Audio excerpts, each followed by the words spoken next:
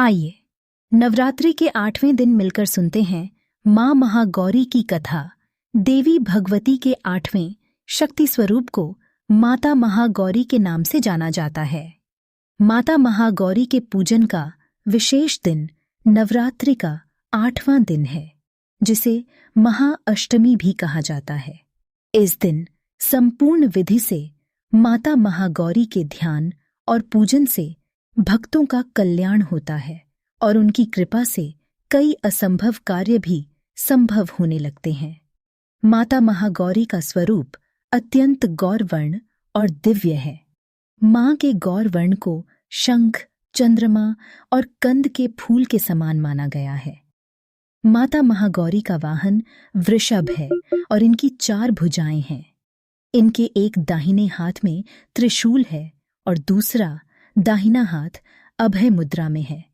माँ ने बाएं हाथ में डमरू धारण किया हुआ है और दूसरा बायां हाथ वर मुद्रा में है, गायती है। इस स्वरूप में माँ बहुत ही शांत प्रतीत होती हैं। माँ महागौरी पूर्णतः श्वेत वस्त्र और आभूषण धारण करती हैं, इसलिए इनका एक नाम श्वेतांबरधरा भी है। माता महागौरी की कथा इस प्रकार है। पुराणों में वर्णित है कि अपने बाल्यकाल से ही माता पार्वती मन ही मन भगवान शिव को अपना पति मान चुकी थी। भगवान शिव से विवाह करने के लिए मां पार्वती ने कई वर्षों तक कठोर व्रत और तपस्या की, जिससे उनका पूरा शरीर श्याम वर्ण यानी काला हो गया। और फिर एक समय ऐसा आया जब भगवान शिव मां पार्वती की कठिन तपस्या से प्रसन्न हो गए और उन्हें पत्नी के रूप में स्वीकार कर लिया।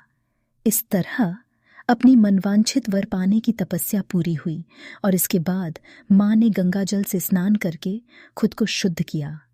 वर्षों तक किए गए कठिन तप और उसके बाद गंगा जल से किए गए स्नान से माता का स्वरूप गौर वर्ण और कांतिमेय हो गया। माँ की आभा एक शंख और चंद्रमा के समान श्वेत वर्ण की थी, इसलिए उनके अति गौर वर्ण के कारण उन्हें देवी महागौरी के नाम से जाना जाने लगा। माँ महागौरी की पूजा विधि इस प्रकार है। सुबह जल्दी उठकर स्नान आदि के बाद साफ और सफ़ेद रंग के वस्त्र धारण करें। इसके बाद माँ महागौरी की प्रतिमा को गंगा जल से शुद्ध करने के बाद माँ महागौरी को सफ़ेद रंग के वस्त्र चढ़ाएं। इसके बाद माता को सफ़ेद फूल अर्पित करें और कुमकुम या रोली से उनको तिलक करें। इसके बाद माँ महागौरी के मंत्रों का जाप करें और साथ ही माँ महागौरी को नारियल से बनी मिठाई और हलवे और काले चने का भोग लगाएं। अंत में माता की आरती दें करें और माँ से क्षमा याचना भी करें।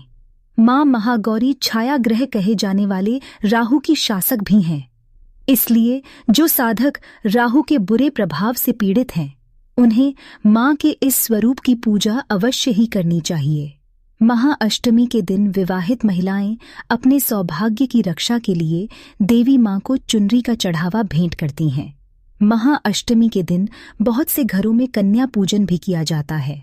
कन्याओं को साक्षात माँ दुर्गा का रूप माना जाता है, इसलिए इस दिन कन्याओं को घर बुलाकर उन्हें हलवा, पूरी, खीर आदि का भोजन करवाने से माँ आदिशक्ति सारे सुखों का आशीर्वाद देती हैं।